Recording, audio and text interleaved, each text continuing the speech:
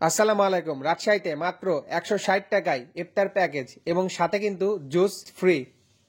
কি কি থাকছে একবার দেখিয়ে দিচ্ছি। মেনু কার্ডটি দেখতেই পাচ্ছেন কি কি আছে এবং ডিটেলসে আমি এখানে নামগুলো একবার দেখিয়ে দিচ্ছি। দেখতেই পাচ্ছেন এগুলো সবগুলো আইটেম পেয়ে যাবেন মাত্র 160 টাকায়।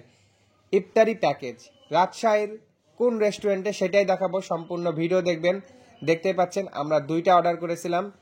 160 320 টাকা বিল আসছে। 320 টাকায় একদম দুইজন পেট ভরে খাওয়া যাবে। বাট আরেকটা কথা বলতে চাই, থিম ওমর প্লাজায় যদি ইফতার করতে চান আজানের অন্তত আধা ঘন্টা আগে যাবেন, না হলে জায়গা পাবেন না। এছাড়াও এই রেস্টুরেন্টের নাম্বার ভিডিওতে দেওয়া আছে, আপনি চাইলে ফোন দিয়ে আগে থেকে কিছু অ্যাডভান্স করে বুকিং করে রাখতে পারেন। আমরা গিয়েছিলাম রেনবো ফুড ক্যাফেতে। এইটা রাজশাহীর থিম ওমর প্লাজার ফুড কোর্টে অবস্থিত। এইখানে আমি অনেকবার খাবার ট্রাই করেছি, বারবার এইখানে ভিডিও বানানোর একটাই কারণ, এইখানে ভিডিও বানানোর পর কমেন্টে কোনো নেগেটিভ রিভিউ পাইনি। সবাই অনেক হ্যাপি হয়েছেন, অনেকে ইনবক্স করেছেন যে ভাইয়া বার্থডে পার্টি করেছিলাম, আপনার ভিডিও দেখে গেছিলাম, খাবার কোয়ালিটি ভালো ছিল। এই জন্য আমি বারবার এখানে ভিডিও বানাতে চলে আসি। আর দেখতেই পাচ্ছেন ইফতারের আগে অনেক ভিড় হয়ে গেছে, এখনও মোটামুটি 15 মিনিট আছে বা 20 মিনিট টাইম ছিল। তারপরও কত ভিড়, আস্তে আস্তে অনেক ফুল বুকিং হয়ে যায়, জায়গা থাকে না। আপনারা অবশ্যই আধা ঘন্টা আগে যাবেন যদি জায়গা পেতে চান। এছাড়াও রেস্টুরেন্টের ভিতরে জায়গা আছে, ডেকোরেশন অনেক সুন্দর।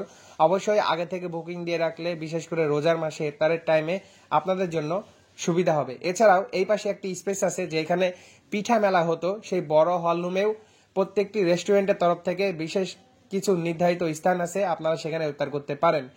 আজান দিয়ে দিয়েছিল, তারপর আমি জুসটা মানে শরবতটা ট্রাই করেছিলাম, ভালো ছিল। এবং খেজুরের দাম বেশি হলেও ভাই এই প্যাকেজে খেজুর রেখেছে, আমি 2 থেকে 3টা খেজুর পেয়েছিলাম, ভালো ছিল। পেঁয়াজিটা টাটকা ছিল খেতে এবং মচমচে ভাব ছিল। এছাড়াও সব থেকে বেশি ভালো লেগেছে ফ্রাইড চিকেনটা, যেটা খেতে এক কামড় দেওয়ার পর আসলেই অনেক মজা লেগেছিল, জাস্ট ওয়াও ছিল। এবং আপনাদেরকে একটু কাছ থেকে দেখাতে চাই, দেখতেই পাচ্ছেন মাংসের পরিমাণ মানে চিকেনের পরিমাণ কত ভালো ছিল এবং অনেক সুন্দরভাবে বয়েল হয়েছিল, আসলেই খেতে ভালো লাগছিল। তারপর সাথে ছিল জিলাপি, যেটা টাটকা ছিল, খেতে ভালো লেগেছিল, ফ্লেভারটাও ভালো ছিল। এরপর আপেল পেয়েছিলাম, যেটা খেতে মিষ্টি ছিল এবং এনার্জি পাওয়া যাবে। এবং লাস্টে শশাটা ট্রাই করব। বাট এইখানে আরেকটা জিনিস দেখাতে চাই, দেখতে পাচ্ছেন মশালা চিকেনটা অনেক সফট ছিল, চামচ দিয়ে কাটা মাত্র কেটে গিয়েছিল, মুখে নেওয়ার পর তো একটু চাবাতেই গলে যাচ্ছিল। অনেক সফট, অনেক মজা ছিল, ফ্লেভারটাও মজা ছিল, হালকা মিষ্টি হালকা স্পাইসি ছিল। আপনারা ট্রাই করতে পারেন। ওভারঅল প্যাকেজটা অনেক ভালো ছিল, ফ্রাইড রাইসের কোয়ালিটি ভালো ছিল, পরিমাণে ভালো ছিল, কম বাজেটে বেস্ট বলা যায়। অবশ্যই ট্রাই করবেন, 10-এ 10 দেওয়া যাবে।